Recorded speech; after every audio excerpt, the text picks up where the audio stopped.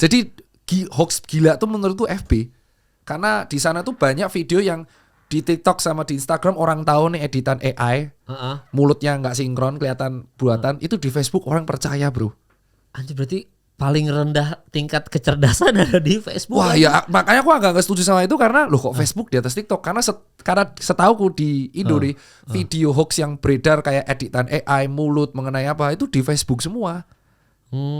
Facebook yang semua. Raffi Ahmad AI itu waktu itu viral tuh. Iya itu di Facebook. Terus kayak Pak Prabowo jual kasur. Ada videonya.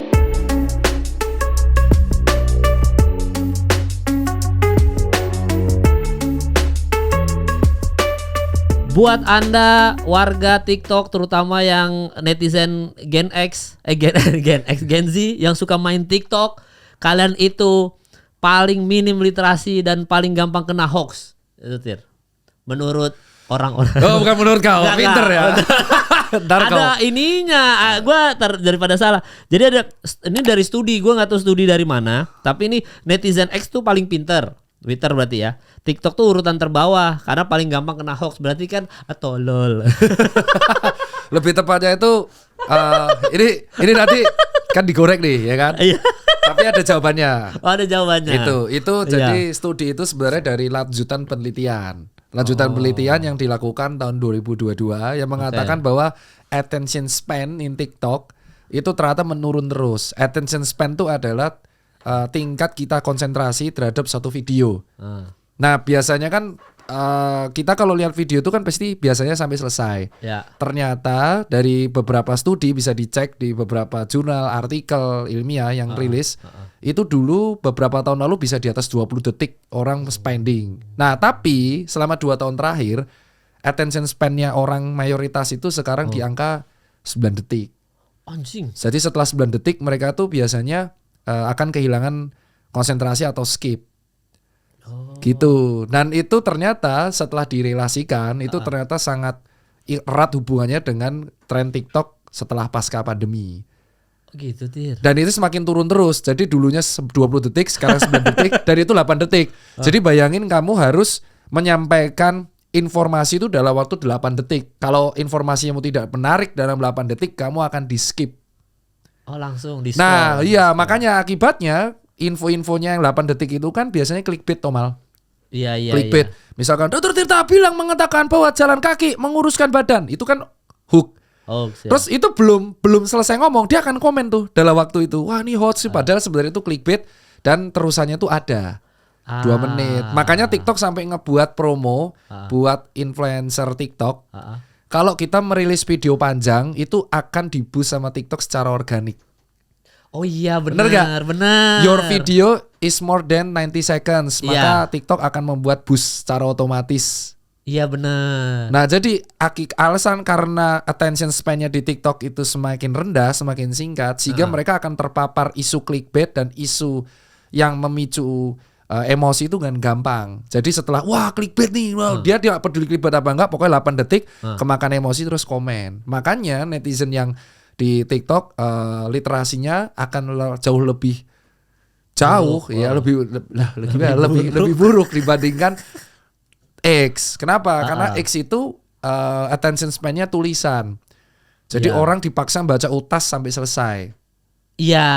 Dan mereka juga kepapar sama template kan. Iya. Template. Jadi mereka akan lebih membaca lagi. Makanya gap-nya tuh jauh antara yang konten di X itu belum tentu viral di TikTok dan konten TikTok itu belum tentu viral di X. Iya. Di X bener. Tapi memang ini sih rata-rata tuh kalau di TikTok tuh pasti kontennya jangan dulu skip video ini karena ada gitunya kan. Betul. Soalnya nih aku average banget. Aku tuh iseng akhirnya ngecek data TikTokku. Kan kalau kamu cek konten TikTok ada more data kan. Di more data itu ternyata kelihatan bahwa orang-orang itu mayoritas menonton videoku di 2,8 sampai 3,1 detik mal. Oh gitu. Dan hanya sekitar 6% yang nonton videoku sampai selesai dan 27% itu nonton videoku sampai 22 detik. Itu yang edukasi kesehatan yang 14 M views, 3 M views, 7 M views tuh kayak gitu. Oke, ada formulanya Tir, nggak ada? Ya intinya kamu harus menyampaikan hook biar videomu viral itu di 10 detik awal. Makanya banyak konten kreator jangan skip video ini kalau kalian ingin kurus dengan sehat gitu. Oh, ada hooknya gitu. Hooknya tuh gua nangkap tadi hoax, ternyata hook. hooknya. Jadi harus ada kayak hooknya, kayak contoh Kemal benci anak TikTok. Oke. Oh masih wow. Padahal sebenarnya itu hooknya. Itulah tipikalnya. Oh, nggak berlaku di YouTube tuh ya? Nggak bisa. Nah di YouTube itu harus malas menurutku. Makanya YouTube ngebuat short kan. Iya. Tapi short itu kan cuma 15, 30 sama 60. 1 menit ya paling lama. Iya kan. Nah tapi tetap aku malah di mitos kesehatanku yang di YouTube itu sampai selesai malah mereka request, "Dok, kamu mengeremehkan kuotaku. Aku ini kurang 6 menit." Jadi beda karakternya. Iya. Memang kalau bahkan di TikTok sekarang aja udah durasi 1 menit dapat apa gitu. Berapa sih, pokoknya lebih dari 1 menit lebih diutamakan ketimbang yang 1 menit ke bawah 100, untuk FYP gitu. Sekarang 90 detik TikTok itu ngutamain. Jadi kalau kreator itu ngebuat konten 90 sampai 120 detik itu di TikTok akan diutamakan sama TikToknya. Ya, jadi lebih gampang FYP ketimbang yang video di bawah 1 menit, kecuali video 1 menitnya emang peminatnya udah banyak aja, jadi nggak ngaruh ya. Terus pas aku tanya sama netizen TikTok kenapa mereka bener-bener hanya ngecek 9 detik, katanya hemat kuota. Jadi mereka takutnya mereka tuh lihat, ini menarik gak sih? Kalau menarik mereka nonton sampai selesai. Kalau dalam waktu 9 detik tuh gak menarik, mereka akan skip. Emang ngaruh kuota? Gak ngaruh lah. Gak tahu aku. Itu kan yang ngomong POV mereka, katanya hemat kuota gitu. Itu soalnya aku pernah reply beneran, kalian tuh nonton video sampai selesai gak sih? Hemat kuota dok, maaf ya dok saya gak nonton sampai selesai, saya nonton nih gitu. Beneran di reply. Soalnya dia tuh nanyain kayak contoh cara olahraga pull up. Terus aku bilang, lihat video terakhir itu ada pull up-nya sama data lariku kayak apa. Maaf dong gak lihat sampai akhir soalnya hemat kuota. Itu beneran mereka reply gitu. Oh, emang beneran begitu? Gak tahu aku. Mereka yang reply itu POV mereka. Aku nyampein aja. Iya. Gue kemarin kan nonton ada video konspirasi elit global gitulah dari Chef Citra. Pokoknya ada terkenal tuh chefnya tuh. Apa ya? Siapa itu? Jadi ada Chef Citra. Gue kalau nggak salah namanya Citra. Kalau salah benerin aja guys. Tapi dia tuh sekarang kayak ratu konspirasi. Kok bisa? Ya karena dia ngasih tahu elit global soal COVID juga, dia kasih tahu semuanya, Rothschild itu siapa gitulah, intinya kayak gitu. Nah si Chef Citra itu videonya di situ 10 menit terus di TikTok itu. Nah jadi ada yang ngomong gini, rata-rata komentarnya gini, guys tolong bantu jelasin aja maksudnya apa sih, males banget atau 10 menit gitu. Orang-orang zaman sekarang udah minta dirangkumin aja. Makanya di Twitter juga ada sebenarnya yang malas baca, intinya deh. Oh intinya deh. Intinya deh itu kan sebenarnya akun X yang akhirnya dia ngerangkumin kalau misal ada tweet war atau ada utas, dia ngerangkumin semua. Oke. Jadi gitu memang kesadaran tingkat konsentrasi orang sekarang itu baca banyak ngantuk, nonton video panjang di skip. Iya, tapi nonton OTT masih kuat dong. Ya nggak tahu tuh aku. Nonton film, masa nonton film 2 jam 3 jam masih kuat pasti. Soalnya di TikTok tuh ada nih yang tren bajak, dia tuh motongin film itu per part-part terus dikasih supaya nggak kena pembajakan copyright, mereka ngasih selfie videonya. Oh begitu ya. Iya, jadi ada triknya. Ini beneran nih. Jadi misalkan ada film gitu kan, film apa gitu. Ada triknya. Beneran ada triknya. Ini beneran. Aku nggak tahu ya, karena aku sering muncul di FYP ku. Jadi ada contoh Breaking Bad. Adegan yang soal lama si Breaking Bad doi ngelempar yang warna biru. Itu aku bingung. Tiba-tiba tuh ada kreator ya, mukanya tuh di sudut kanan bawah. Oke. Oh ini kayak reaksi ya, ngasih kayak reaksi. Tapi dia diem aja sebenarnya, cuma gitu doang. Tapi itu sebenarnya suaranya pemeran Breaking Bad itu sampai part 1, part 2, part 3 sampai part 60 coy. Anjir. Jadi mengakali pembajakan. Iya, tapi benar-benar di skip bagian penting. Next part gitu terus. Jadi mereka tuh bahkan saking malesnya nonton season, kan itu sebenarnya bisa season ya. Mereka tuh sampai minta si kreator untuk ngekat bagian penting aja. Bisa begitu zaman sekarang. Benar. Itu makanya aku bilang memang ini game changer banget buat TikTok. Game changer banget buat kita para kreator tuh seperti itu. Makanya jangan heran kalau netizen TikTok tuh sering kebakar emosinya dari 9 detik awal. Oh, padahal belum nonton sampai habis. Iya, padahal belum nonton sampai habis. Itu beneran gitu kejadian. Memang seperti itu semua. Iya dan siapa namanya warga TikTok ini gampang banget diseret-seret ke arah hoax gitu. Yang kayak misalkan kemarin soal demo Kaisang. Oh, Terus habis ya. itu yang soal ini apa namanya Gaza Palestina. Itu tuh ngedrive-nya enak banget mereka ya. Tapi tidak separah FB, Bro. Wah, Waduh, Facebook tuh gila. Facebook tuh konten separah-parahnya konten hoax itu menurutku Facebook. Kenapa? Aku itu nemuin video mukaku itu ratusan. Aku lagi ngiklanin judol coy, pakai suara AI. Padahal itu udah jelas, itu tuh podcast lagi edukasi kesehatan.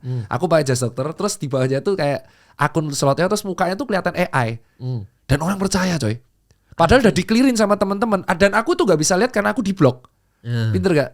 Dan itu di-ads kan.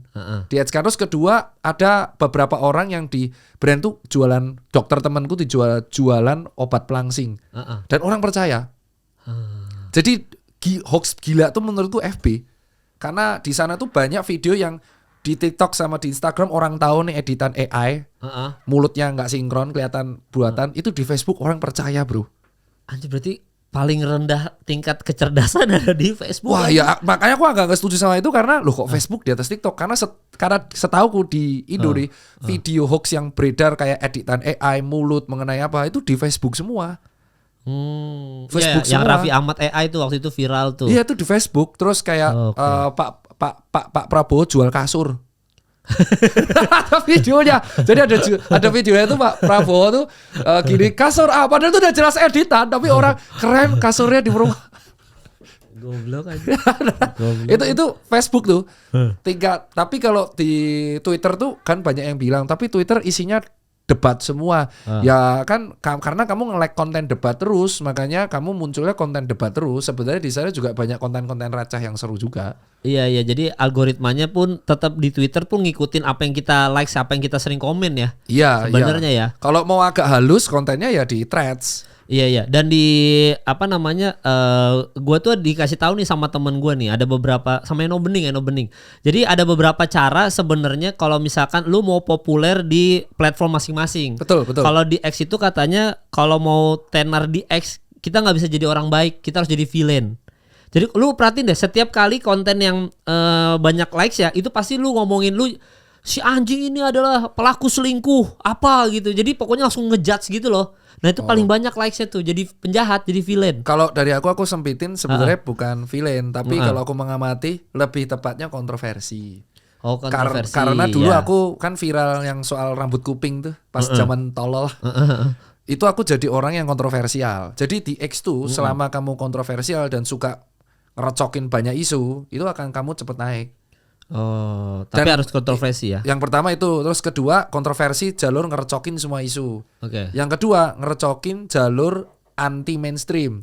Jadi misalkan semua memilih pilihan A gitu kan. Terus entah berantah gimana, kamu tuh milih pilihan B dari point of view-mu. Opini jelek kalau orang bilang. Itu pasti viral tuh. Spesialis mengeluarkan opini jelek. Itu dilakukan oleh Coki Pardede. Pokoknya harus ada ini. Coki masih dark joke kan?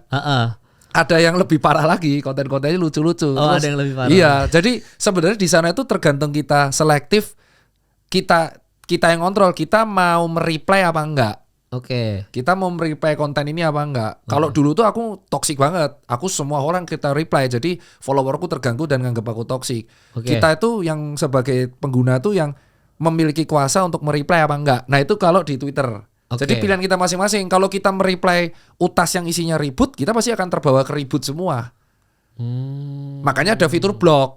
Nah, tapi di Twitter tuh ada istilah blog sama dengan kalah. Blog dan delete itu sama dengan kalah. Beda kan sama di TikTok. Kalau TikTok itu tidak terima di stage sama dengan anti kritik. Oh iya. Bener kan? Iya bener. Iya kan? Bener. Makanya adunya adu stage kalau TikTok serem coy. Makanya kalau menurutku pengen viral masing-masing platform tuh simple. Ada satu rumus yang sama. Apa itu? Jadilah sosok anti mainstream, kamu akan cepat viral di semua platform. Sosok anti mainstream. Iya, misalkan ada isu A gitu kan. Semua memilih point of view A. Terus kamu tuh pasti milih poin lawannya A, antitesisnya. Itu semua platform kamu pasti viral. Pasti itu. Tinggal lakuin itu aja ya. Tinggal lakuin itu, rumusnya itu. Terus nanti tinggal kamu klarifikasi udah. Kenapa ada klarifikasinya? Berarti salah dong pilihan kita. Klarifikasinya kan munculnya dikit. Itu jalan menuju viral semua platform adalah memilih jalan menjadi antitesis. Harus kayak gitu aja yang penting ya. Mau Instagram, mau apalagi Facebook ya, sama TikTok udah gitu aja. Iya, jalur yang pokoknya orang tuh rasanya aneh aja. Oh, berarti kalau ada misalkan ada viral berita apa, orang semua komen bela-bela ini, lu harus nyari bedanya gitu. Iya, betul. Dan itu sulit juga ya. Dan itu akan potensi kamu akan menjadi sosok yang cepat banget naik. Dan itu lucunya Mel, itu sempat diambil sama beberapa campaign marketing brand loh. Caranya kayak gitu. Jadi sengaja mereka ngebuat isu yang lagi hangat, perdebatan, terus muncul perdebatan, tiba-tiba brandnya tuh masuk nanti di kolom komentar. Oh gitu ya. Anjir itu beneran itu jadi campaign marketing, makanya. Tapi nggak negatif campaign, jadinya si brand ini enggak ya? Enggak kan perdebatannya nggak ada yang tahu nih yang buat brand ini. Aku sebenarnya bisa ngomong beberapa perdebatan gimana ya terkait contoh makanan pengganti gitu. Gak bisa ngomong detail ya. Makanan dia debat kan pokoknya di TikTok, di Instagram tuh debat mengenai makanan pengganti gitu kan. Makanan pengganti ini ternyata setelah diselidiki ada gulanya. Terus debat tuh terus endingnya tuh masuk tentang makanan sehat. Dan ternyata brand ini soal makanan sehat gitu. Rutin kayak gitu tuh. Jadi karena orang tuh suka berantem, bahkan berantem ini bisa dikomoditi jadi uang. Ini nggak tahu nih bener atau enggak ya, soal galon deh, galon Le Mineral sama Aqua itu. Wah, ini aku lo komen karena aku sekarang di salah satu brand. Tapi intinya gini, kalau teman-teman sebagai pengguna medsos, ketika ada konflik di medsos, itu harus dicek dulu. Oke. Itu jangan sampai kalian terbakar emosinya atas sesuatu yang sebenarnya nggak berdampak apapun di kalian. Oh iya benar. Soalnya sering ada komen gini. Misalkan let's say ya, lu mungkin di salah satu brand, cuma gua point of view gua netizen. Iya. Waktu itu kan perdebatannya galon Aqua ternyata berbahaya, galon Le Mineral enggak. Perdebatannya gitu kan sejauh itu kan. Terus ada yang komen gini, gue ingat banget. Mohon maaf nih yang lagi viralin galon Aqua nggak sehat. Saya sama keluarga saya itu bahkan kakek saya dari umur berapapun meninggalnya bukan karena galon Aqua, emang sakit aja. Jadi galon Aqua mah nggak bikin penyakit apa-apa. Jadi kayak banyak komen-komen yang ini sejak kapan sih ada galon Aqua bermasalah? Kayaknya dari zaman buyut minumnya Aqua galon gini aman-aman aja hidup gua gitu, Tir. Ya karena sejak ada isu BPA yang diangkat lah. Tapi ini aku nggak bisa ngomong lebih lanjut karena aku bias tadi. Tapi yang jelas itu tuh kaitannya tentang BPA yang dianggap berbahaya bagi tubuh. Tapi tidak dijelaskan kan, itu digoreng aja isunya kan. Tapi kalau kita turunkan isunya, kadar BPA-nya berapa dulu? Oh iya bener ya. Bener kan? Ini sama aja kita ngomong zat pengawet berbahaya buat tubuh.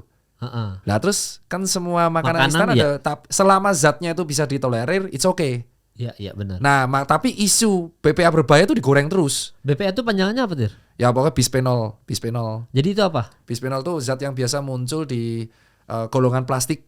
Ada tipe-tipenya. Plastik itu kan ada PE dan kawan-kawan. Nah, kalau misalkan dia kadarnya terlalu berlebihan, dia akan bisa berpicu menjadi zat karsinogenik. Itu bahaya tuh. Ya makanya BPOM itu bertugas untuk menseleksi BPA ini di batas minimal. Gitu. Nah, masalahnya batas yang beredar itu batas minimal, bahkan jauh di bawah batas minimal. Tapi isu BPA ini tiba-tiba bergulir panas. Nah, itu siapa yang mulai? Ya nggak tahu. Nggak tahu. Itu nggak tahu. Itu berarti agensinya. Jangan. Ini harus dikat nih, bahaya. Ini dikat ini. Ini dikat ya. Dikat. Ini bahaya. Kau bisa kena. Jangan. Jadi aku jangan Kemal. Aduh, sumpah. Masuk podcast ini harus dikat. Yang agensi itu harus dikat. Tapi sisanya nggak apa-apa. Tapi menurutku ya itulah maksudnya aku bilang edukasi BPA ini kan harus contoh salah satu diluruskan bahwa kalau memang BPA bahaya tuh kadarnya berapa, harusnya gimana, siapa yang ngatur, itu kan edukasi yang benar. Sama kayak gula. Gula itu kan ada batas minimalnya harian 50 mg per hari. Kalau natrium 2000 mg. Betul kan? Terus ada isu, wah gula berbahaya. Ya kita lihat dulu gulanya itu alami atau pemanis buatan. Kalau memang pemanis buatan, dia akan rentan menimbulkan resisten insulin. Dan kita lihat dulu gula ini, orang yang intake gula ini apakah aktivitasnya berat atau ringan. Nah, kalau misalkan dia aktivitasnya berat, kayak kuli bangunan, dia tentu butuh gula dong sebagai energi. Bener kan? Butuh dong. Masa kuli bangunan dilarang makan nasi? Gimana dia bisa ngangkat punya energi? Gak mungkin dia makan protein toh. Tapi kalau misal dia mager, kegiatannya cuma ngantor, terus kayak kamu cerita habis intermittent fast, it's okay. Tapi kalau nanti pas kegiatanmu banyak, pasti kamu lemes karena kamu nggak ada energi. It's okay. Jadi diet itu per orang beda-beda tergantung kegiatannya. Nah tapi orang tuh menelan mentah-mentah bahwa gula itu bahaya dok. Jangan minum minuman elektrolit, gulanya banyak. Padahal jelas minuman elektrolit digunakan ketika kita aktivitasnya padat banget. Iya. Aku nggak dikontrak sama brand itu ya. Aku nggak dikontrak sama Pocari atau apapun nih. Iya. Belas, jadi bisa netral. Iya. Aku lari. Orang bilang bahwa wah jangan minum minuman elektrolit dok, gulanya banyak. Iya, kalau kamu minumnya itu nggak ngapa-ngapain. Nah masalahnya kalau aku lari, aku kehilangan elektrolit banyak, natrium, kalium, magnesium, gula. Aku tentu masih butuh Pocari dong. Oh iya. Makanya orang tanya kenapa dokter Tita masih minum Pocari atau minuman elektrolit lain? Ya karena pas lari atau nge-gym aku masih butuh. Terus ada lagi isu lagi, jangan makan protein banyak, nanti gagal ginjal. Itu beneran tuh. Oh itu beneran tuh. Beneran ada yang ngomong di TikTok, dok emang protein tuh bikin gagal ginjal ya? Nah kita butuh protein. Loh susu whey protein kalau kebanyakan bukan gagal ginjal? Ya enggak lah, tubuh kita sudah pinter. Kalau kita mau nge-gym, kita tentu butuh protein berlebih untuk membangun massa otot. Nah normalnya manusia tuh 0,8 sampai 1 gram per kilogram berat badan. Oke. Kalau kita mau bulking, itu bisa nambah 1,5 sampai 2 gram. Iya, karena ada tujuan. Iya. bulking Nah kalau itu. kita misalkan makan sampai 2 gram per kilogram badan, tapi kita nggak olahraga, nggak nge-gym, nggak angkat beban, ya protein itu akan dibuang. Iya, gue dulu tuh pernah dibilangin kayak gini. Ada teman gue, kan gue tuh rajin kayak lu, rajin olahraga pokoknya gila. Sabtu Minggu kalau bisa Senin sampai ketemu Senin kalau bisa basket bola pokoknya olahraga apapun dikerjain sama dia. Dia bilang gini ke gue. Mal, gue tuh rajin olahraga bukan kenapa-napa. Gue biar bisa minum gula, biar bisa makan junk food. Dia bilang gitu, Tir. Tujuan dia olahraga itu supaya bisa makan itu semua. Bisa Bener itu? Sebenarnya ada bener ada enggaknya. Oke. Pada dasarnya ketika orang olahraganya itu banyak, Iya. dia akan butuh intake energi yang banyak. Oke. Iya kan, bener kan? Ya. Cuman kalau kita makanannya proses food, yang kita bahas tuh sekarang adalah proses food, makanan ultra proses, Oke. sehingga gizinya tuh nggak ada. Ya itu bukan jadi energi lagi, Jadi energi yang tidak bermanfaat. Ya, maksudnya tuh kayak contoh kamu makan nasi, gini, kamu makan nasi terus sayur brokoli terus ayam goreng atau ayam rebus, oke, nggak apa-apa. Tapi kamu makan proses food. Nah yang bahaya karsinogenik itu adalah makanan-makanan yang ultra proses, yang sudah bahkan bentuknya itu jauh malang melintang dari bentuk ayam. Iya. Bukan bahaya kalau dimakan sekali-sekali nggak apa-apa, sekali seminggu gitu. Atau gorengan yang digoreng berkali-kali. Kalau kamu makannya kayak contoh 2 kali seminggu, 3 kali seminggu tuh nggak apa-apa. Kalau kamu makan tiap saat, yaitu jangan takut kalau trigliserid atau LDL naik. Gitu doang sebenarnya. Jadi selama makannya itu dalam batas normal, tidak ada hal yang perlu ditakuti mal. Iya. Gue kan baru balik dari Makassar kan, ada kerjaan sama Om Indro Warkop. Om Indro ini kena gula. Jadi dia udah gula karena dia udah turunan lah. Maksudnya diabetes itu ternyata bisa turunan kan. Betul. Gue ada keturunan gula juga ternyata. Gue sama istri gue. Jadi Om Indro tuh ngomong kayak gini. Dia itu stop makan nasi putih karena gulanya tinggi kan. Betul. Akhirnya dia makan nasi merah. Ini Om Indro kalau salah mohon maaf ya, berarti gue ada salah nangkap. Tapi ini versi gue nih menangkap pesannya Om Indro ya. Om Indro tuh akhirnya makan nasi merah. Betul. Dan itu dilakukan gue lupa bertahun-tahun. Ternyata tetap kena gula. Marah dong dia. Dia ke dokter. Dok saya kalau nggak salah 5 tahun apa 10 tahun gitu gue lupa. Saya 5 tahun makan nasi merah katanya lebih sehat. Kok saya tetap kena gula sih gitu. Padahal kan udah ditaker terus berapa gram. Terus dia bilang nggak ada satu nasi pun yang nggak ada gulanya. Loh ya betul. Iya kan? Betul. Nah cuma nasi merah indeks glikemiknya lebih rendah daripada nasi putih. Oke. Cuman yang bisa mengontrol gula tuh bukan makanan. Oke. Aktivitas fisik dan gaya hidup sehat. Iya. Jadi sebenarnya misal dirimu ada faktor risiko diabetes mellitus. Iya. Itu cara ngontrolnya bukan hanya dari makanan mal, tapi menstabilkan olahraga. Kenapa? Dari olahraga dan aktivitas fisik itu akan meningkatkan potensi HbA1c-mu naik. Dan itu dilakuin sama salah satu panutanku, namanya pesepeda, cyclist, teman-teman netizen bisa cari, namanya Om Lili. Dia itu diabetes mellitus Pak, tiap hari harus insulin injeksi subkutis. Dia disuruh dokternya olahraga.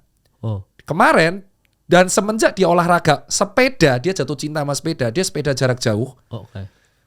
Dia bisa melepaskan ketergantungan sama obat. Dan gilanya 2 tahun lalu Om Lili ini bisa finish Bentang Jawa 1.500 kilo di bawah COT coy. Itu Bentang Jawa tuh ya, itu dari Anyer sampai Banyuwangi coy. Iya benar. Tapi dia bisa membuktikan itu. It means sebenarnya yang mengontrol kita tuh adalah olahraga. Dan orang tuh selalu ngeritik, lu si paling olahraga, lu emang olahraga nggak dari dulu? Nah justru itu olahraga yang dilakuin umur berapapun itu masih dirasain manfaatnya mal. Itu makanya aku getol banget ngomong soal olahraga itu. Kenapa? Karena aku baru kan baca semua dan aku tuh melajari ilmunya. Nyeselku adalah kenapa aku baru menerapkan di umur 31.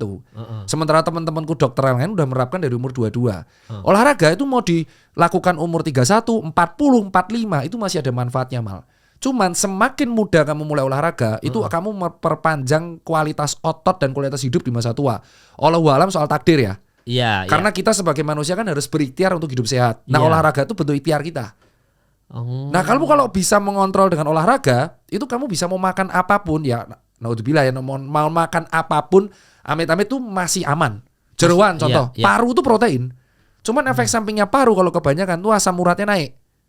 Tapi kalau kita olahraga, semua itu bisa diolah. Jadi masa otot misal gitu ya? Iya, karena paru itu protein. Terus hati sapi itu zat besi. Iya. Otak tuh protein. Tapi kalau karena orang itu makan otak sama bumbunya dan dia mageran, itu yang jadi masalah. Itulah jawaban kenapa kok zaman dulu Eyang kakung kita masih ngerokok tingwe, masih sehat sampai umur 100 tahun. Ya karena mereka tidak saat itu kan hidup masih susah, kemana-mana jalan kaki, makanan apa-apa rebus. Nah sekarang kita di Jakarta aja udaranya polusi, kemana-mana dimanjain teknologi, mager, terus makan manis-manis terus, ya remuk lah. Jadi jangan salahkan gula, garam, kalium, magnesium kalau kamu sakit, salahkan dirimu sendiri. Kenapa malas gerak? Iya, kenapa mager? Itu yang menurutku harus digarisbawahi. Saya intermittent fast dok. Terus setelah intermittent fast stop kok saya naik lagi? Ya karena kamu nggak olahraga. Jadi ketika kamu ngasih makan tubuhmu balik normal lah. Intermittent fast kan dianggapnya kayak wah ini metabolik kita di-push nih. Jadi dia bisa tubuh bertahan dalam kondisi survival kelaparan kan. Iya. Terus ketika kamu makan lagi, ya dia naik lagi. Kecuali kamu mengimbangi itu dengan aktivitas sehingga tubuhmu dipaksa, wah buset sudah kalorinya turun, intake-nya, terus aktivitasnya naik mal. Jadi menurutku intermittent fast tetap harus diimbangi olahraga biar dia dietnya tambah bagus. Dan olahraga tuh sebenarnya kan mengeluarkan dopamin ya, apa sih? Bukan dopamin. Serotonin, oksitosin. Ya, oksitosin. Pokoknya apa yang menyenangkan itu keluar semua tuh. Iya, oksitonin, serotonin tadi, dopamin juga termasuk betul, ya. Jadi itu tuh kayak dopamin booster alami sehingga kita happy. Aku bisa direvisi, aku agak lupa. Tapi intinya kita tuh stress release terbaik tuh olahraga. Ya, dan pertanyaan netizen ada yang lucu. Ini di TikTok hanya muncul di TikTok. Dok, kalau kamu edukasi terus nanti dokter gak laku dong. Nah, sekarang Anda pikir rumah sakit itu, satu rumah sakit besar, itu kamarnya berapa? 500. Emang 500 itu full? Full. Kita edukasi aja, rumah sakit itu masih full. Karena ada namanya penyakit infeksius. Nah, jadi bayangin kalau gaya hidupmu jelek semua, 10 tahun lagi itu yang paling laris pasti hemodialisa, cuci darah. Pasti itu ya. Gaya hidup jelek itu berpengaruh sama kualitas ginjal. Nah kalau misalkan kalian dari muda nih minum gula dan kawan-kawan tapi nggak olahraga sehingga gula di dalam darah menumpuk, itu 10 tahun lagi dari sekarang secara proses lab hemodialisa di seluruh rumah sakit akan penuh karena alatnya cuma 1 atau 2 per rumah sakit. Wah, gitu. Nah sekarang dilihat dokter spesialis penyakit dalam sub ginjal, dokter Deksa udah cerita pasien hemodialisa dia meningkat 2 kali lipat dan itu dari anak muda umur 25 tahunan. Itu udah ciri khas nomor 1. Berarti ada yang salah nih. Nah yang salah berarti kan bukan generasi X-nya, yang salah anak mudanya. Kenapa kok kamu tahu itu nggak sehat, kamu nggak olahraga? Iya, malah scroll TikTok itu tadi ya. Iya, sebenarnya yang jadi masalah kan olahraganya itu yang harus disingkatkan dan tidak ada yang salah dari olahraga itu kecuali kamu olahraga itu berlebihan banget. Itu bahaya. Iya. Jantung bisa kena. Iya betul, udah benar. Makanya aku bilang tuh ada yang bilang, "Dok, saya makan nasi merah masih ada gula." Kau makan kentang aja masih ada gula. Stark, kau makan roti gandum aja masih ada gula. Cuman gimana gula ini diproses oleh tubuh. Kalau kamu aktivitasnya bagus ya gula ini akan diproses dengan baik. Ya apalagi jangan makan nasi putih kalau lagi panas-panas. Nah itu gula paling tinggi itu. Sebenarnya secara penelitian nasi putih dan nasi dingin tuh memang berpengaruh pada indeks glikemik. Oke. Ya tapi itu hanya berpengaruh kalau orangnya sudah tegak diagnosa dia diabetes. Oh kalau nggak diabetes nggak ngaruh nasi panas. Iya jadi misalkan dia sudah ada tegak diabetes mellitus kayak Om Indro tuh. Iya. Om Indro DM ya. Ya pokoknya diabetes kok. Oke, diabetes. Nah, dia bisa lebih bagus memakan nasi yang suhunya lebih dingin karena memang indeks glikemiknya akan lebih rendah sedikit. Iya. Gitu. Tapi kalau untuk orang prediabetes atau yang masih sehat ya nggak apa-apa, makan normal, tinggal gaya hidupnya aja diurus. Iya, soalnya kalau prediabetes sebenarnya nggak ada prediabetes, diabetes mah diabetes ya. Iya. Cuma kan ada yang kayak prediabetes tuh kayak kayak apa ya, kayak ngasih tahu warning alert lah. Iya, betul. Kalau tiba-tiba ini gula darahnya tinggi nih, lu harus rubah gaya hidup langsung. Iya, betul. Dan biasanya tuh ada beberapa. Jadi waktu gua di Makassar tuh diceritain Sama Om Indro. ini bukan sama Om Indro. Jadi kan gua waktu cerita soal Om Indro ceritain gula, dia tuh kan selalu bawa yang tusukan sendiri buat ngukur tuh. Iya, yang Jadi GDS. dia kalau makan nasi sekarang kata dokternya boleh makan nasi tapi harus dibatasi sampai 200 gram. Pokoknya kayak gitu-gitu deh, ada batasannya gitu. Nah, abis itu gue ceritain ke istri gue naik gokar malamnya. Nah, ternyata si gokar ini istrinya itu meninggal gara-gara gula. Istrinya apa mamanya gitu. Oke. Dan dia itu sebenarnya dia tuh punya turunan gula, tapi sebenarnya dia minum atau konsumsi gula masih dalam tahap normal. Lu tahu nggak meninggalnya kenapa? Kenapa? Stres. Jadi karena stres, mungkin utang banyak atau apa segala macam, gulanya naik. Oh, itu bisa karena jadi resistensi insulin. Jadi faktor kedua nih penyakit diabetes selain dari gaya hidup adalah stresul yang tinggi. Iya. Contoh nih, orang sering begadang, apakah langsung obesitas? Bukan, makan malam emang langsung gendut. Nah, ini harus mitos nih. Gendut atau tidaknya bertambahnya berat badan itu akibat akumulasi makanan dikurangi aktivitas sehari.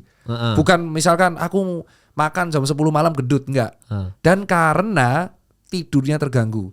Aktivitas tidur yang terganggu dan seringnya dia begadang itu akan meningkatkan potensi resistensi insulin pada pankreas sehingga insulinnya akhirnya tidak bisa mengendalikan gula darah lagi. Itu benar. Efek begadang tuh. Begadang dan stres, tekanan. Kalau begadang tapi happy? Ya sama aja. Anjing ini. Misal begadang tapi happy itu kayak dia begadang tapi dapat gaji shift malam.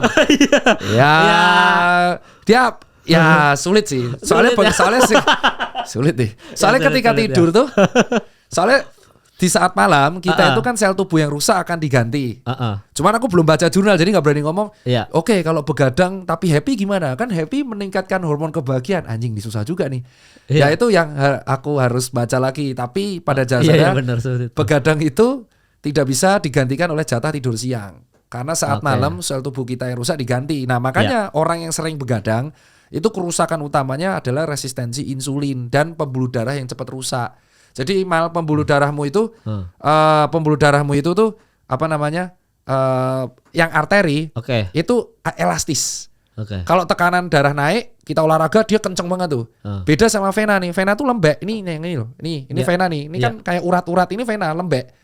Nah, orang yang gaya hidupnya begadang, alkoholan, itu pembuluh darahnya kaku. Anjir, serem banget. Kaku. Makanya orang yang sering alkoholik itu nggak jauh-jauh dia kalau nggak vena porta hepatika, jadi pembuluh darah di dalam hatinya itu bermasalah. Atau rentan mengalami pendarahan di otak. Atau penyempitan pembuluh darah di otak itu biasanya berhubungan sama rokok, alkohol, sama begadang.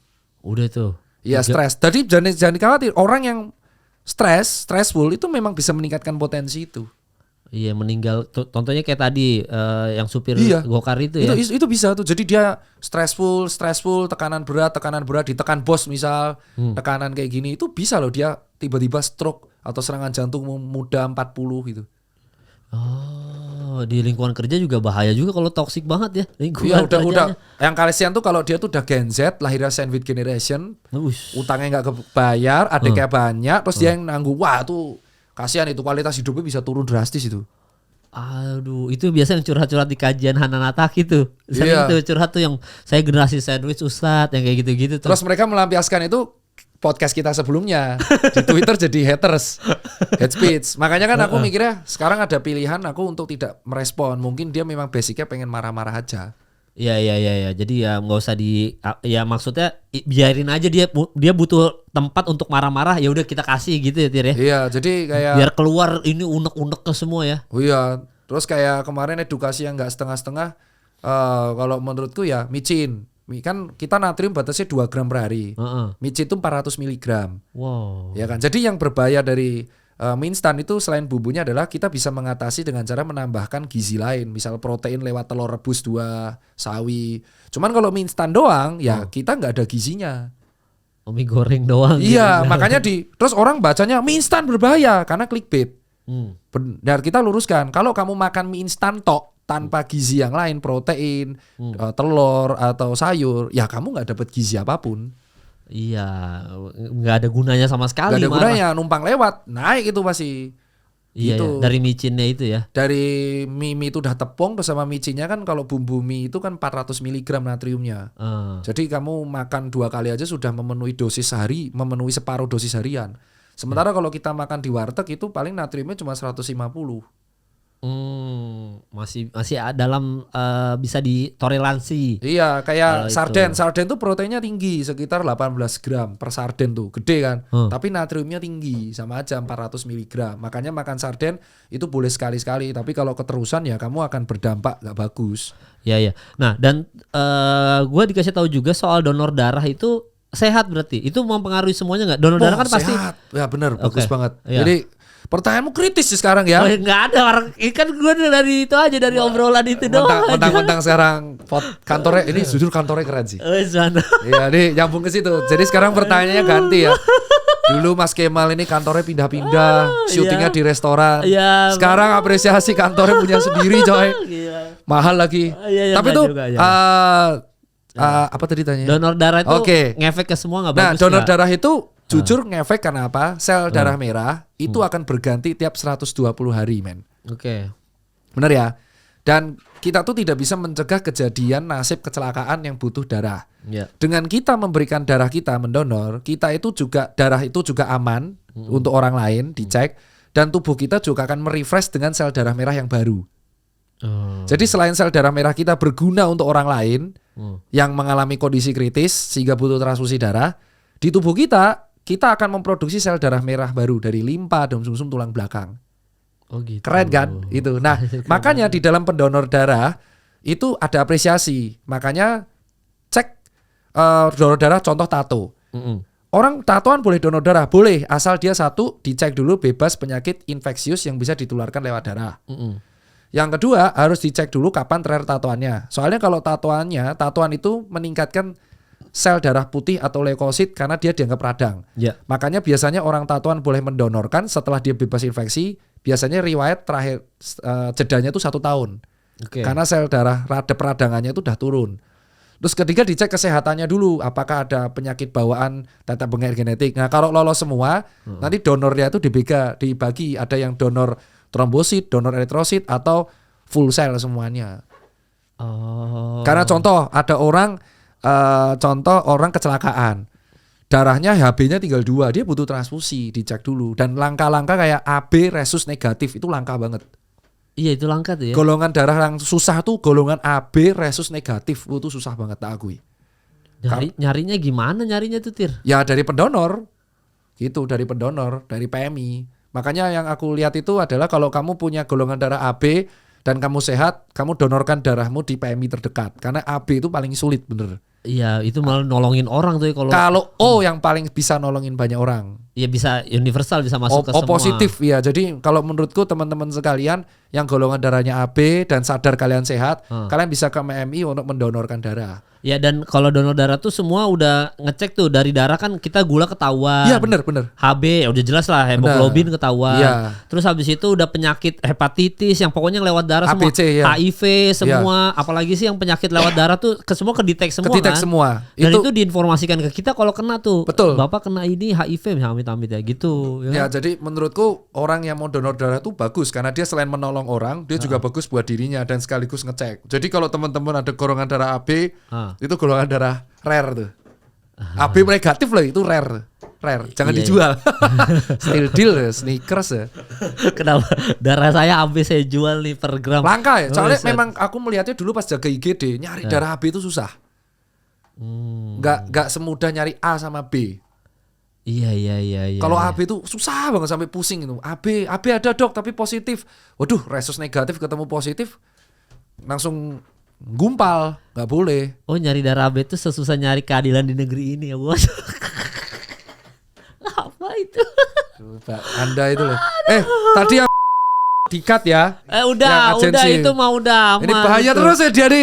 Iya itu. Mentang-mentang ntar kantormu digeruduk tukang bakso modar. Udah pernah. Oh ya udah gak jadi. Iya udah pernah. Nah terus tadi apa sih donor darah? Berarti kan donor darah tuh bisa mungkin nggak kalau misalkan orang ini malas olahraga, tapi dia jaga gula segala macam dan dia rajin donor darah, potensi sehat atau tetap butuh olahraga juga, Tir? Tetap menurutku butuh olahraga. Jadi gini. Ketika kamu olahraga, kamu tuh akan berperan penting pada 3 hal, Mal. Ini yang harus diluruskan. Saya nggak olahraga, saya menjaga makanan sehat. Oke. Yang pertama, ketika kita tua, kita tuh akan kehilangan secara drastis massa otot sama ketebalan tulang. Oke ya. Dan itu tidak bisa digantikan sama apapun pas tua. Misal, kamu nggak pernah olahraga, kamu pas tua massa ototmu kecil, terus tulangmu keropos, itu tidak akan bisa diapa-apain. Sudah akan begitu. Mau kamu kasih kalsium sampai berapa banyak pun, itu pas tua tetap akan keropos. Satu-satunya cara mencegah adalah latihan fisik dari muda.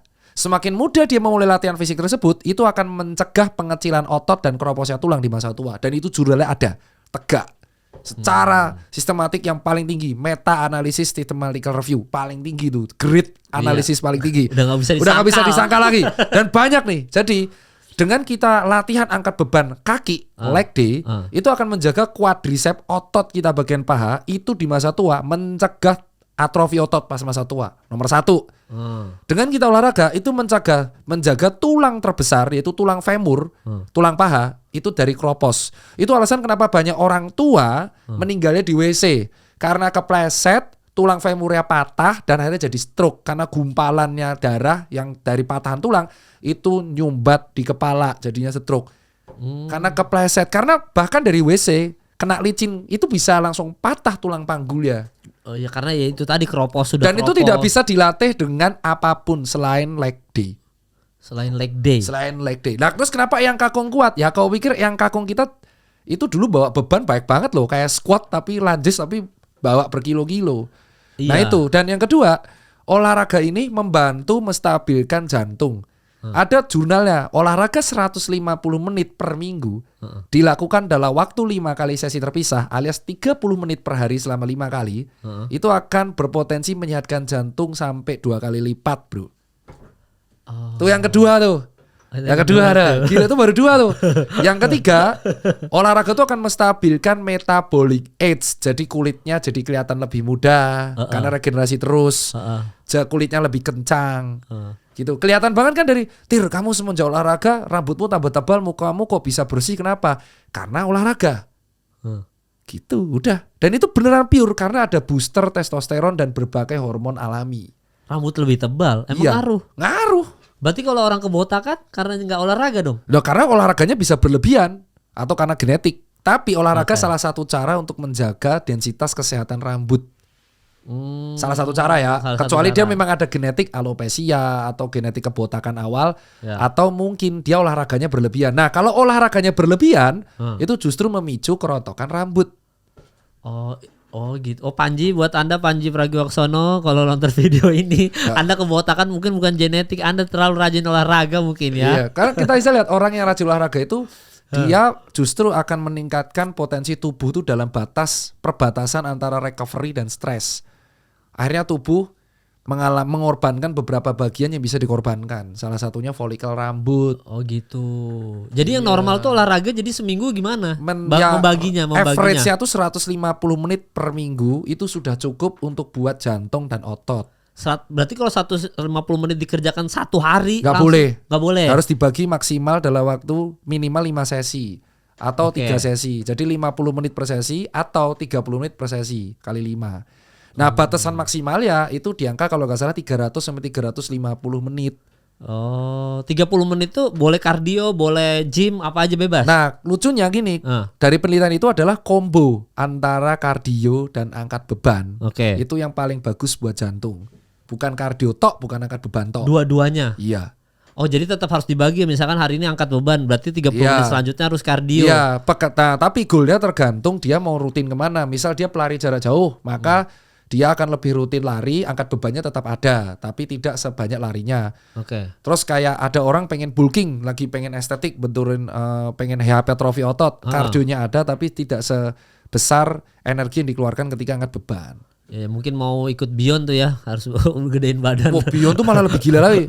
Beyond itu rata-rata yang ikut tinju adalah dia berat badannya kelebihan.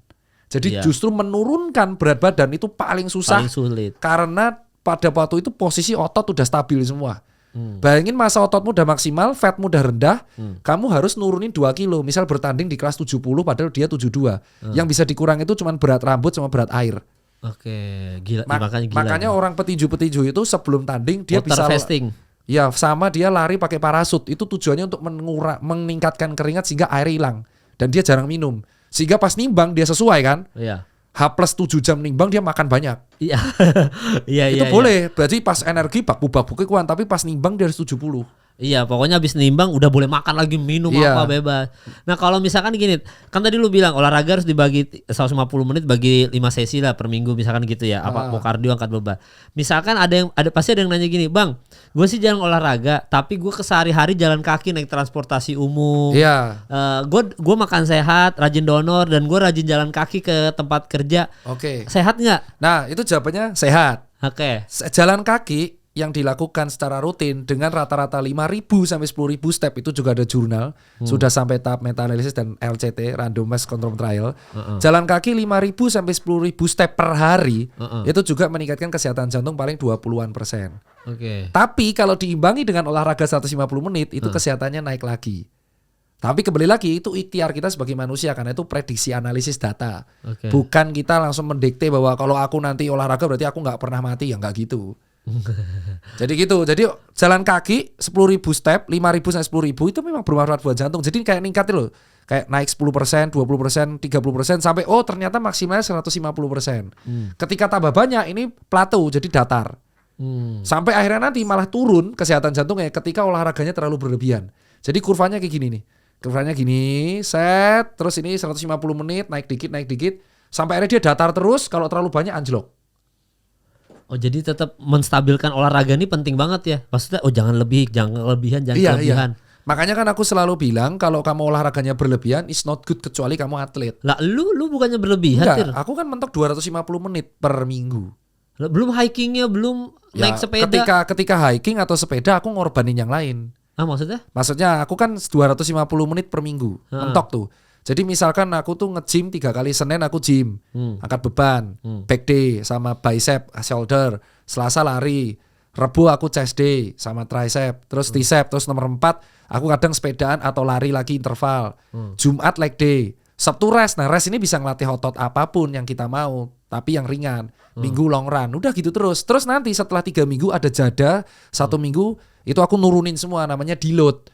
Ya apa tuh? Deload, jadi kita menurunkan semua tingkat latihan sampai 50% biar otot kita recovery. Biasanya 28 hari sekali. Karena jaringan ikat atau ligamen itu akan recovery 28 hari sekali. Oh jadi nggak olahraga sama sekali atau tetap turun? Ada tapi turun.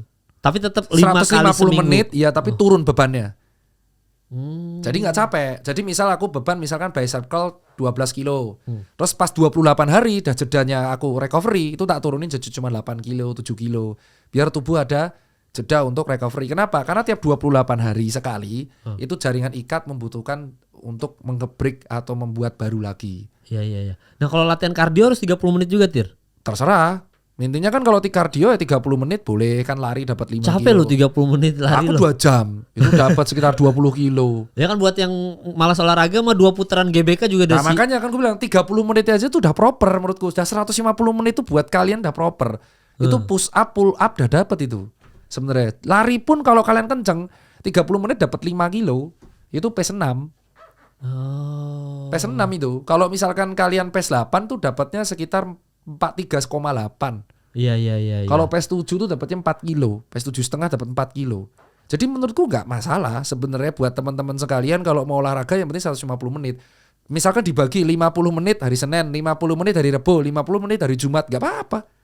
Oh jadi kadang ada yang bisa sejam kan? Iya, yang penting tuh 3-5 kali seminggu, makanya aku bilang. Dan itu tidak harus di gym kalau memang mampunya. Nah saya udah nyuci baju dok, itu bukan olahraga, aktivitas fisik.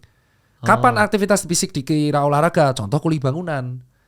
Itu data hitungnya olahraga karena dia kegiatan fisiknya berat dan selama 10 jam. Berhubungan seks sama istri, suami istri. Itu bukan olahraga, aktivitas fisik. Kalorinya Oh, doang iya. kebakar 200, paling sama 300. Oh. Catur aja olahraga karena kalorinya terbakar 6.000. Biliar?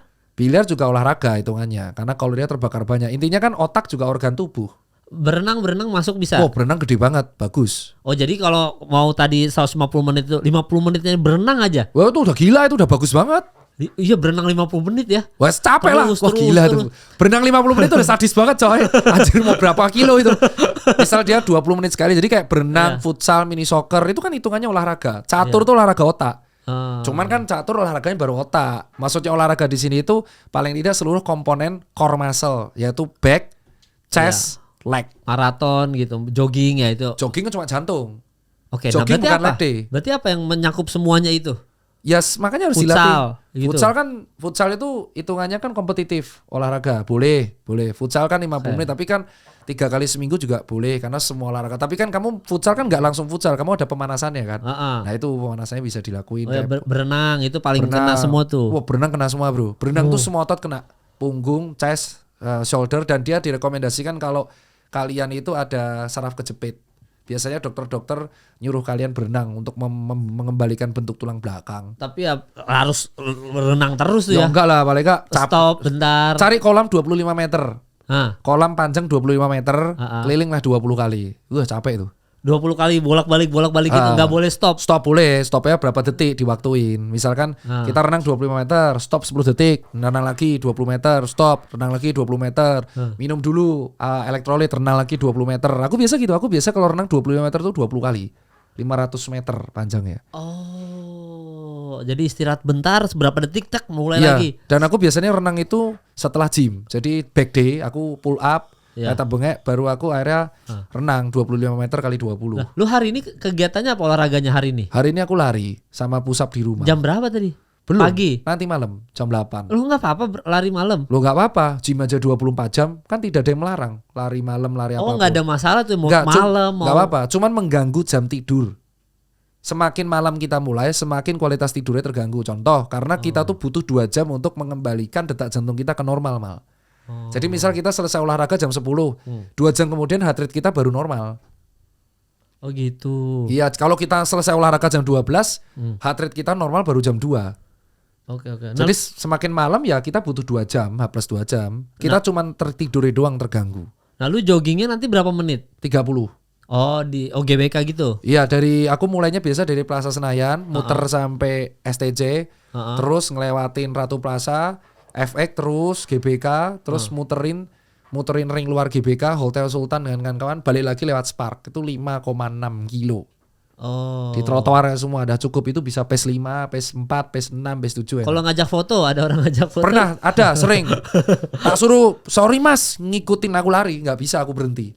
Oh ya harus nggak boleh stop soalnya ya. Tanggung mbak, jadi kalau kita berhenti, itu justru lebih berat mulainya. Jadi kita lari nih, nek.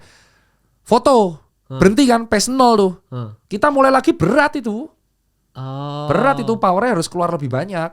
Makanya kalau orang udah lari atau pull up, sorry, ada orang pull up, lagi 8 kali, stop dulu mas foto. Itu lagi enak-enaknya itu. Jadi aku minta tolong sih, kalau kan banyak tuh yang nyegat, bukan sombong atau gimana, kayak kemarin di GBK ada yang ngikutin, dok foto dulu dok. Ya nggak bisa berhenti, memang nggak bisa, karena capek bro, lagi lari enak-enak, lagi pull up enak-enak, terus di stop itu udah enak. Nggak enak. Kalau Jangan. mau yang ngikutin. Selesai di mana dok? Ya di PS. Jauh dok. Ya mau gimana? Jadi biasanya dia tak suruh ngikutin aja. Iya. Capek iya, soalnya iya. Mal. Nanti kamu rasain kalau kamu lagi push up, misal lagi push up, kamu target 25. Baru sampai 17 tiba-tiba temanmu, oke Mal foto dulu dong. Bete kau pasti. Lagi push up enak-enak terus diganggu. Makanya kalau aku menurutku ya lagi enak-enak olahraga tuh kayak buat sendiri-sendiri enak. Buat sendiri-sendiri ya. Nah tadi kan gue sempat sounding soal Chef Citra ya, yang tadi gue bilang yang ratu konspirasi itu, ternyata dia juga bukan influencer kesehatan sih, tapi dia punya metode sendiri untuk mempertahankan kesehatan dia. Jadi ada 5 tips terbaik untuk kesehatan. Nah tidur lebih cepat, udah kita bahas tadi udah kan. Berarti karena jangan begadang tadi, grounding sama habiskan waktu di alam. Katanya dia bilang Iya gitu. betul, tuh nature healing itu ada jurnalnya. Oh itu ada jurnalnya bener. Ada, bener. Jadi maksudnya gimana? Nature healing itu adalah kita kayak hiking, aku kan sebulan sekali. Itu meningkatkan endorfin. Nah, tadi sorry, bukan oksitosin, endorfin. Endorfin rilis, endorfin alami. Iya, Nature iya. healing itu meningkatkan endorfin, jadi mengurangi resiko karsinogenik. Itu benar. Ke pantai gitu bisa? Enggak. Lebih gunung sih aku, yang banyak pohon. Oh, kalau pantai belum cukup. Ya gini, kamu pernah ke Dieng gak sih? Dia yang belum pernah. Gua bukan anak gunung Enggak, banget. gini, alam mana yang pernah kamu kunjungin yang dingin, yang banyak pohon? Alam yang Bandung. Bandungnya mana? Cikole? Ya, pokoknya yang atas. Berarti ke atas apa? Cikole lah. Ya, Cikole, misalkan kamu tinggal di Lembang atau Bandung, Lembang ya. bandingin kamu sama tinggal di Jakarta yang polusinya kayak gini. Orang Jakarta tuh udah apes duluan bro. Kenapa? Karena dia tinggal dalam kondisi udara berpolusi. Nature healing itu membuat paru-paru kita bisa terkoneksi dengan oksigen dengan bagus, oksigen semaksimal mungkin coy. Itu betul tuh. Itu betul. Kok bener semua terus nomor 3? Iya, nomor 3 puasa. Lah bener juga. Iya, puasa tuh tadi intermittent fasting termasuk atau enggak puasa Senin Kemis paling bener tuh. Iya, puasa tuh memang bagus karena membuat tubuh kita kayak keriset. Oke. Keriset itu bener kok. Makanya Senin Kemis itu seminggu ada 2 kali, Senin sama Kemis, asal rutin aja kayaknya sehat hidup itu ya. Ya sehat-sehat aja sih kalau menurutku, puasa juga bagus-bagus aja kalau menurutku bagus. Karena bisa membuat tubuh reset, jadi hormon-hormonnya normal semua. Jadi apalagi makanan kita sekarang kan nggak tahu sehat apa nggak yang kita makan. Nomor 4? Nomor 4 sauna dan mandi es. Gimana? Jadi kan pinter tuh. Ya, jadi kalau sauna dulu baru mandi es gitu. Beda. Jadi si mandi es ini tuh tujuannya untuk menurunkan tingkat radang. Tingkat radang apa? Jadi badan? misal kamu habis lari. Kamu lari, kamu akan mengalami peradangan di kaki bagian bawah. Itu rekomendasi dari dokter pertama adalah ice bath buat kaki supaya peradangan di kakinya minimal. Nah, saunanya itu untuk relaksasi otot kalau kamu habis kerja. Contoh, kamu habis kerja, kamu butuh mandi air hangat. Nah, tujuan sauna itu adalah meningkatkan vasodilatasi pada otot-otot yang cedera kronis. Gitu.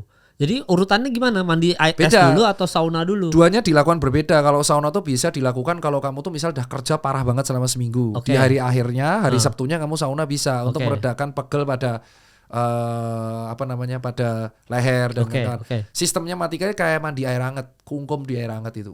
Masuk air es gitu. Ya, bukan air hangat. Kalau es itu akut. Jadi misalkan kamu habis capek banget, lari, olahraga, kamu langsung redeman sama air es. Jadi es tuh akut, kalau sauna tuh kronis. Oh gitu. Bener itu. Terus bener. Yang terakhir tuh tidak makan malam lebih dari jam 7. Nah kalau ini tuh debatable. Kenapa? Berarti kalau dia 18.59 boleh makan. Pak, aku tahu sistematikanya dia. Kenapa kok dia beralasan tidak boleh makan setelah jam 7? Iya. Karena ada alasan 2 hal. Yang pertama, ini bisa benar bisa enggak. Iya. Aku kasih alasan pro-nya. Kenapa kok makan di atas jam 7 udah boleh? Ada alasan pro-nya. Pro-nya adalah semakin malam kita makan, itu akan meningkatkan resiko resistensi insulin. Itu udah bener. Nomor 2, karena pencernaannya tetap ada, tapi mengganggu kualitas tidur. Jadi yang harusnya organ pencernaan kita itu energinya berkurang karena kita kosong. Dengan kita memberikan makanan saat malam, itu dia akan aktif lagi, sehingga kualitas tidur kita akan berantakan. Jadi kita bisa tidur tapi nggak bisa masuk di sleep. Oh gitu. Nah, kontranya bisa didebat. Kontranya adalah yang ngebuat obesitas itu bukan hanya makan di jam berapa, tapi komposisi di satu harian.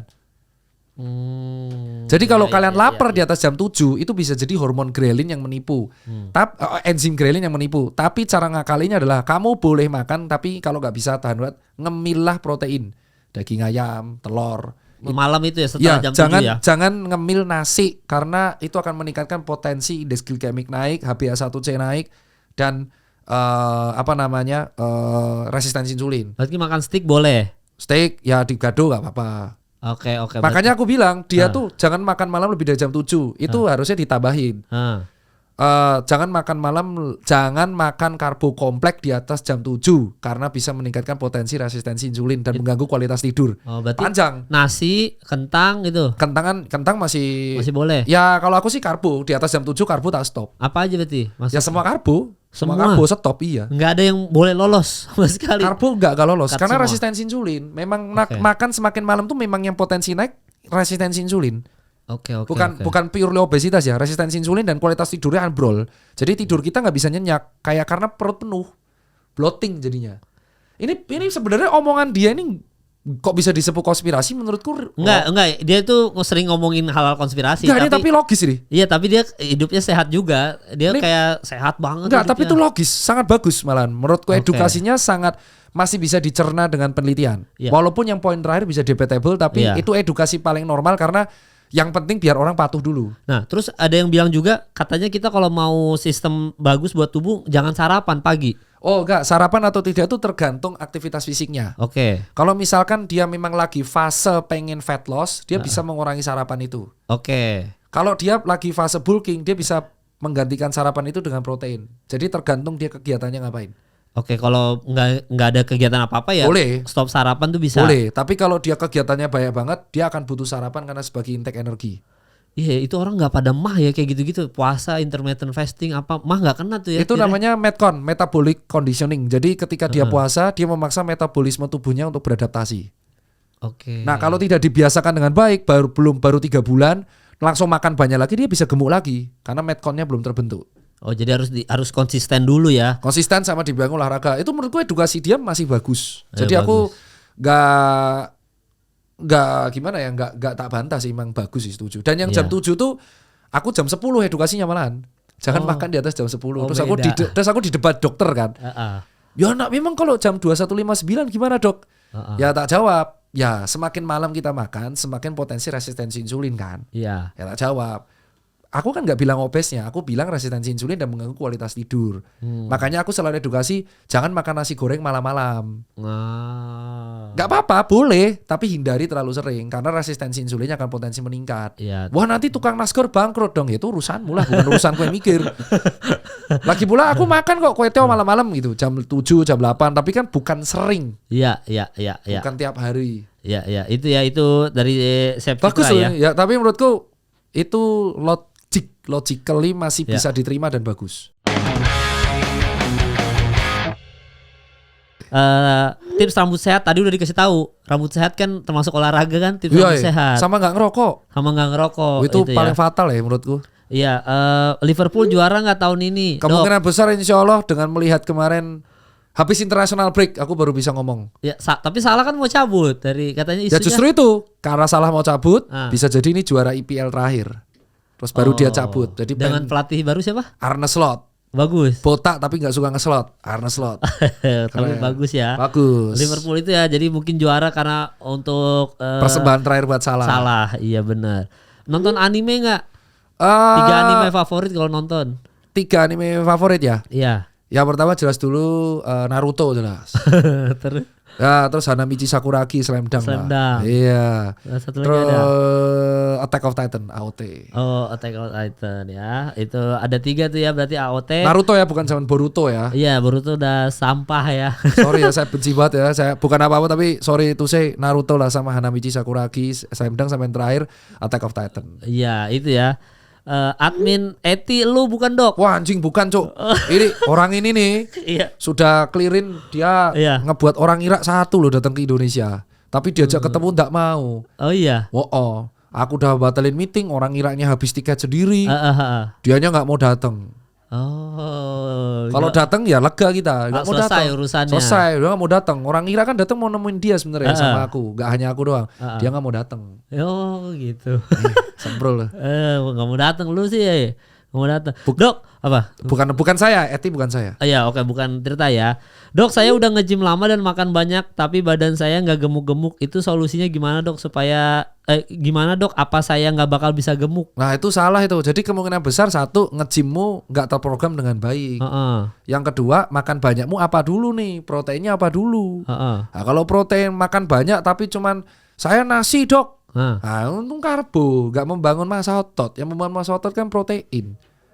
Misal gini, beratku sekarang 74 kilo minimal. Jadi aku kalau mau bulking aku harus minimal 2 kali 7 berarti 140 gram lah protein per hari. Dada ayam aja tuh cuma 20. Jadi aku harus makan 7 dada ayam, belum dada ayam, ikan dan kawan-kawan. Kalau aku tidak mencapai 140 ototku gak tambah besar. Itu makanya orang nabraknya dengan whey protein. Iya, minum susu itu kan. Iya, biar kita mengurangi kekurangan protein kita per hari. Nah, ada orang yang nekat lagi. Kayak orang yang binaraga, itu kebutuhan protein udah 200 gram per hari. Gimana cara menuhinya? Ya udah dada ayam 5 di jus. Gua aja ngebayangin. Nah, kalau kamu misalkan ototmu tidak berkembang, bisa jadi karena pola latihan yang salah, dan kedua pola makan yang kurang benar, yang terakhir tidak pernah rest. Jadi tidak ada jeda istirahat, deload, sehingga ototmu tidak dikasih kesempatan buat recovery. 28 hari, ingat, 28 hari sekali kamu harus deload.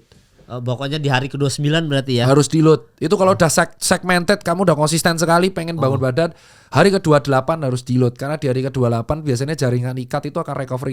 Jaringan ikat itu ligamen, sendi, persendian itu akan recovery semua. Otot pun di hari 28 akan recovery dengan baik. Oke, itu ya, itu udah terjawab tuh ya. Nah ini terakhir bagus nih buat penutup nih. Cara marketing ala Dokter Tirta. Berarti ini ya marketing apa aja sih?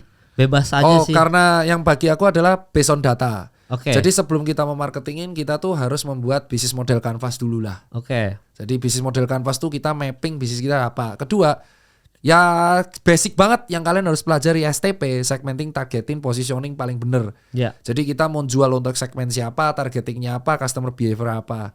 Baru ketiga kita memilih strategi marketing apa. Banyak, ada Aisas, ada Ida Frio. Pada dasarnya strategi marketing itu kita mau cara jualannya gimana, di harga apa, budgetnya apa, pakai metode apa. Apakah pakai metode iklan advertising, pakai paid promote meta ads, atau TikTok ads, pakai Google ads, atau pakai influencer. Influencer udah di 3, 4. Influencer ada 4 sekarang. Nano, mikro, makro, mega. Terus setelah dipilih, mau pakai hard selling language, bahasa hard selling, atau bahasa soft selling. Setelah itu jadi, ditentuin mau audio, visual atau audio visual. Audio itu bisa lewat podcast, bisa lewat radio, atau adlibs. Visual bisa lewat poster, flyer, tulisan. Terus audio visual lewat video. Terus durasinya mau panjang di YouTube, placement, ya, atau lewat video pendek, atau TikTok, atau lewat video 90 detik. Baru nanti akhirnya mau di platform apa. Jadi marketing itu based on data, bukan by feeling. Bukan by feeling. Bukan by feeling, nggak boleh by feeling. Jadi based on data tuh maksudnya gue punya brand ini di platformnya bagusnya apa untuk mengaplikasikan. Harus di riset dulu, gitu. iya. Di riset dulu brandmu itu cocoknya di mana. Contoh sepatu nih Mal. Aku kan sekarang konsultan beberapa sepatu. Sepatu X lakunya di 260.000. Tahu dari e-commerce. Barang dia paling laku tuh 260. Harganya. 260.000 itu selalu tinggi semua average-nya. Terus kita mau naikin di angka 400 itu akan gagal. Karena secara pricing positioning udah salah. Dia hanya jago di 260.000. Untuk meningkatkan ke 400 itu butuh proses 2 tahun. Jadi bisa meningkatkannya paling 1%, 266, 268, 210 perlahan. Makanya itu baru pricing strategi. Nah, sama-sama sepatu, ini 260, ini 620. Itu udah beda. Target cara promosinya beda. Beda. Cara jual Nike harga 8 juta, 5 juta dengan Nike 800 ribuan di warehouse itu caranya beda. Itu yang menurutku kita bilang adalah cara marketing terbaik adalah memahami dulu bisnis model canvas brandnya, datanya, analisisnya, baru kita bisa buat strategi yang benar kayak apa. Gak bisa soalnya. Jadi kenapa kayak contoh kita bahas Pilpres. Cara marketingnya kemarin oke gas. Kenapa bisa menang? Karena video itu pendek dan sampai viral ke bawah. Padahal aku kan pendukungnya 1. Oh iya, sama saya juga. Terus aku dituduh anak apa lah. Aku percaya visi, tapi ternyata video panjangnya beliau itu tidak bisa diterima di grassroots. Yang mana? Video panjang yang mana? Yang tentang beliau program tentang SDM, pendidikan, ya kan? Itu sulit diterima grassroots, dan grassroots suka edukasi to the point-nya dari 02. Dan itu diakui oleh Pak RK di salah satu podcast yang beliau ngomong, ya kan orang suka goyang. Itu kan disampaikan Pak RK. Aku nggak tahu di podcast mana beliau ngomong itu. Artinya tuh segmenting. Itu namanya segmenting. Jadi bahkan Pilpres pun tuh segmenting. Cara memilih goyang, soundtrack, lagu, influencer yang masif di TikTok itu tuh kayak segmenting. Dia BMC-nya apa, segmentingnya apa, pakai lagu oke gas, dirilis di TikTok dalam video pendek dan goyang dan gampang dihafal. Orang milih karena itu. Iya sih, itu istri gua juga begitu. Dan ya udah memang milih, dan kebetulan kita suka visi misi. Ya udah, makanya gapnya jelas. Gapnya tuh jelas banget. Iya. Itu gapnya. Ini contoh segmenting targeting itu adalah bahkan Pilpres saja ada strategi marketingnya. Nah, kondisi kemarin tuh telatnya adalah timnya 01 tuh telat masuk TikToknya. Telat. Karena ternyata tim 02 udah masuk dari 2023 secara silent. Iya. Ya makanya kan politik di TikTok kalau kamu lihat itu cara membantah narasi yang kemarin pesawat jet pribadi semuanya di TikTok. Iya Ya semuanya. itu narasinya karena segmentingnya di situ. Iya. Banyak yang bukan jet pribadi doang, yang demo-demo kemarin juga yang di DPR kan lewat TikTok masuknya. Iya, jadi buzzer rap-nya. ya jadi kalau menurutku ya memang itu segmenting dan itu cara. Nah, cara penggunaan akun anonim buzzer itu juga digunakan brand. Biar komentarnya rame kolomnya. Jadi bagiku itu strategi marketing. Kalau dipakai brand buat gimana tuh? Contoh, kita ngebuat review data bengek. Di bawahnya nanti ada buzzer, keren ya, link ini. Itu namanya kan buzzer juga. Iya benar. Jadi buzzer itu bukan hanya digunakan di politik, tapi juga digunakan di brand. Iya, Sejak dulu. Jadi menurutku itu part of business. Iya. Part of business kita tidak boleh menaruh perasaan. Nah, salahku dulu, aku menaruh perasaan di situ. Dimana? Itu ya menaruh perasaan. Jadi aku disinggung akun anonim terus marah, terus tak respon berantem buat apa? Padahal itu buzzer. Dan buzzer itu memang digunakan juga untuk brand. Jadi contoh ada komentar apa terus diramein, ini nih keju mozzarella ya, itu kan hitungannya buzzer juga. Itu hitungan buzzer tapi kebetulan untuk brand. Nah ini kebetulan untuk berpolitik. Iya. Bisa kepake di semua lini tuh bisa kepake buzzer ini. Iya, terlepas benar atau salah, it's Iya. part of the industry. Part of strategi marketing, cara memasarkan dia. Kebetulan yang dipasarkan adalah politik dan marketing. Jadi teman-teman, wah kamu kemakan gimmick marketing. Ya itu buktinya kan juga. Oke Gas adalah salah satu, dia percaya sama teknik marketingnya. Kebetulan aku percaya teknik marketingnya 01. Terus ada yang percaya teknik marketingnya 03. Ya it's okay, gak apa-apa. Ternyata market share-nya dipegang sama 02, 58%. Iya. Yang lain kan cuma 20 sama 16. Ya itu sama aja kayak Toyota pegang market share terbesar di Indonesia karena marketing bahwa ini spare part-nya gampang, dijual lagi mudah. Itu kan konten marketingnya dia. Iya benar. Sama kayak di Amerika sereal sebagai sarapan. Padahal itu kan konten marketing mal. Iya, padahal belum tentu sehat ya. Iya. Itu padahal belum tentu sehat. Padahal kamu tahu sama kayak Aqua, kita beli Aqua ya tuh padahal mereknya mungkin belum tentu Aqua. Itu kan juga marketingnya mereka di zaman dulu. Teh botol sosro. Ya apapun makanannya teh botol itu kan juga konten marketing. Padahal gulanya berapa orang nggak ngitung.